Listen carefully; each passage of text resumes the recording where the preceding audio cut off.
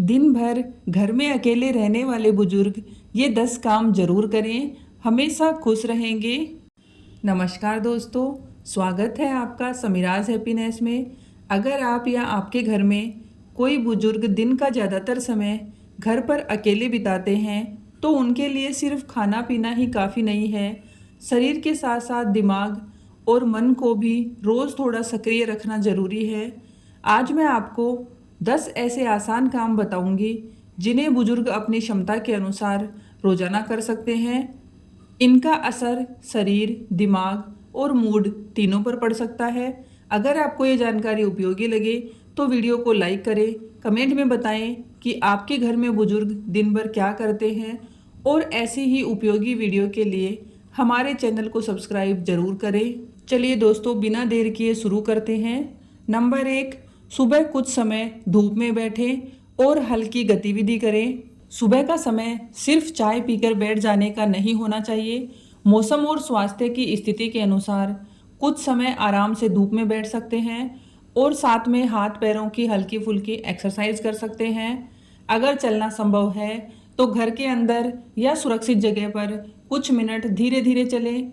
अगर चलने में परेशानी है तो कुर्सी पर बैठकर पैरों को सीधा करना, पंजों को ऊपर नीचे करना और हाथों को धीरे धीरे चलाना जैसे आसान मूवमेंट किए जा सकते हैं। नियमित शारीरिक गतिविधि उम्र बढ़ने के साथ भी शरीर और मानसिक स्वास्थ्य के लिए फायदेमंद मानी जाती है। गतिविधि से मांसपेशियों में संतुलन और रोजमर्रा के काम करने की क्षमता को बनाए रखने में मदद मिल सकती है। WHO के अनुसार घर के छोटे मोटे काम और चलना फिरना भी शारीरिक गतिविधि का हिस्सा है। नंबर 2, हर घंटे थोड़ी देर जरूर उठें। अगर बुजुर्ग सुबह से शाम तक टीवी देखते हुए या कुर्सी पर बैठे रहते हैं तो बीच बीच में शरीर को हिलाना बहुत ज़रूरी है। एक आसान नियम बनाया जा सकता है। लगातार लंबे समय तक बैठे रहने के बजाय बीच में सुरक्षित तरीके से उठें, कमरे में कुछ कदम चलें, पानी लें या कोई छोटा काम कर लें। अगर अकेले चलने में चक्कर या गिरने का डर रहता है तो बिना सहारे खड़े होने की कोशिश न करें। कुर्सी या किसी सुरक्षित सहारे का इस्तेमाल करें। इसका उद्देश्य कोई कठिन एक्सरसाइज करना नहीं है, बल्कि लंबे समय तक बिल्कुल निष्क्रिय बैठे रहने से बचना है। शारीरिक गतिविधि मानसिक स्वास्थ्य और जीवन की गुणवत्ता के लिए भी उपयोगी है। नंबर 3, घर का कोई छोटा काम खुद करें। बुजुर्गों को हर छोटा काम किसी दूसरे से कराने की आदत नहीं डालनी चाहिए।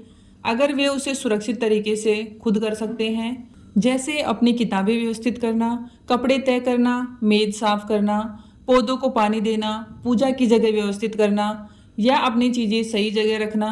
छोटे काम करने से व्यक्ति को ये महसूस होता है कि वह अभी भी अपने रोज़मर्रा के जीवन में सक्रिय भूमिका निभा रहा है। मनोविज्ञान की भाषा में कहें तो यह पर्पज़ यानी उद्देश्य और सेल्फ इफ़िशियंसी यानी मैं ये कर सकता हूँ वाली भावना को मजबूत करने में मदद कर सकता है। बस ध्यान रखें कि ऐसा कोई काम न करें जिसमें फिसलने, भारी सामान उठाने या चोट लगने का खतरा हो। नंबर 4, रोज़ किसी अपने से बात ज़रूर करें। अकेले रहने वाले बुजुर्गों के लिए यह सबसे ज़रूरी आदतों में से एक है।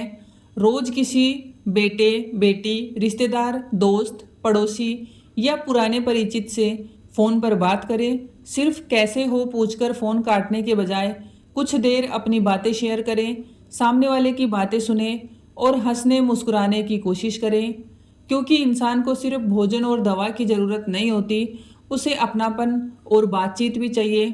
WHO के अनुसार अकेलापन और सामाजिक अलगाव बुजुर्गों के मानसिक और शारीरिक स्वास्थ्य तथा जीवन की गुणवत्ता पर गंभीर असर डाल सकते हैं। वही मीनिंगफुल सोशल एक्टिविटी मानसिक स्वास्थ्य, लाइफ सेटिस्फिकेशन और क्वालिटी ऑफ लाइफ को बेहतर बनाने में मदद कर सकती हैं। नंबर 5, रोज़ दिमाग को कोई छोटा काम दें। शरीर को व्यायाम चाहिए, वैसे ही दिमाग को भी चुनौती चाहिए।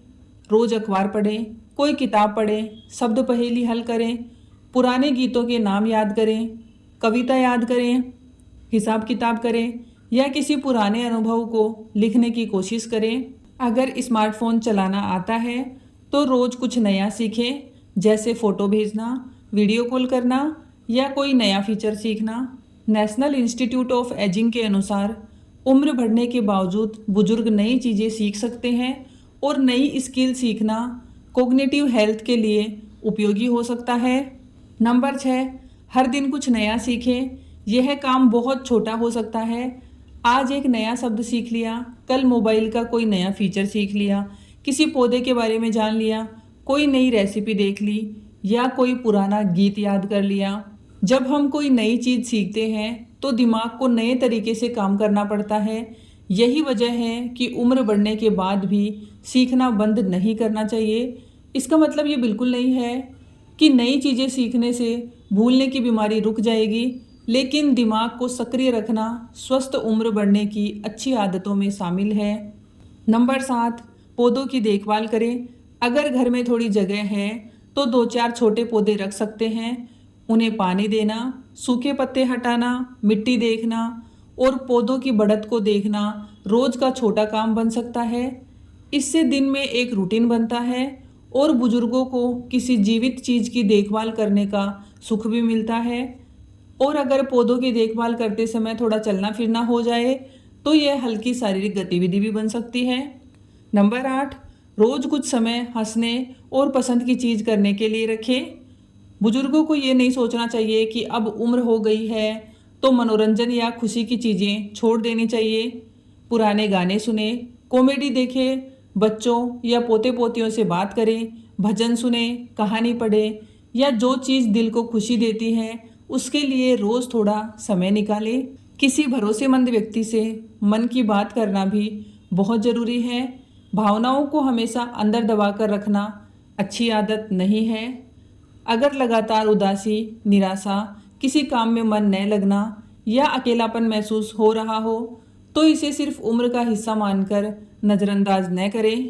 परिवार के किसी भरोसेमंद व्यक्ति और ज़रूरत पड़ने पर डॉक्टर या मानसिक स्वास्थ्य विशेषज्ञ से बात करनी चाहिए। WHO भी बुजुर्गों के मानसिक स्वास्थ्य में सामाजिक जुड़ाव और मीनिंगफुल एक्टिविटीज़ को महत्वपूर्ण मानता है। नंबर 9, रोज़ किसी की मदद करें। मदद हमेशा बड़ी नहीं होती।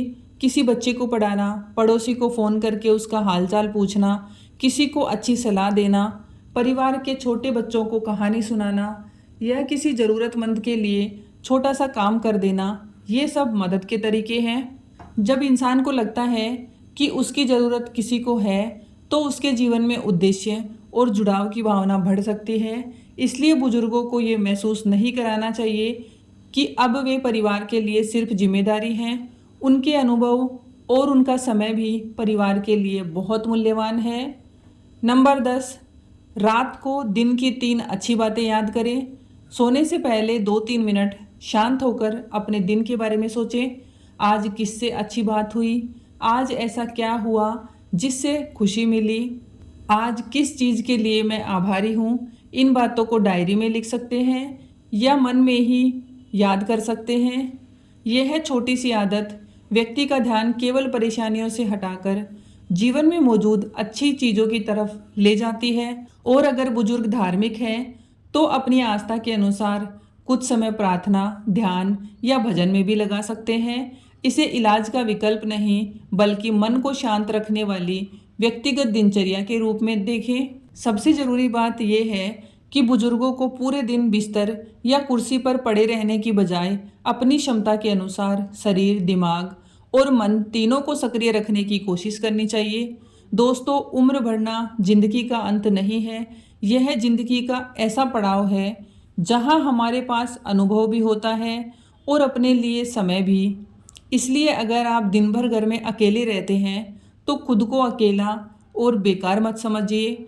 रोज़ थोड़ा चलिए, थोड़ा सीखिए, किसी से बात कीजिए, कोई छोटा काम कीजिए और अपने मन को खुश रखने वाली चीज़ों के लिए समय निकालिए। और याद रखिए, इन आदतों का उद्देश्य किसी बीमारी का इलाज करना नहीं है।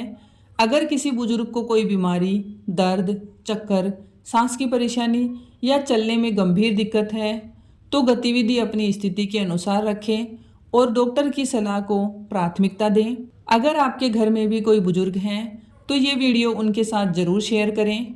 मिलते हैं अगली वीडियो में, तब तक स्वस्थ रहिए, खुश रहिए और अपने जीवन को हर उम्र में खूबसूरत बनाते रहिए। धन्यवाद दोस्तों।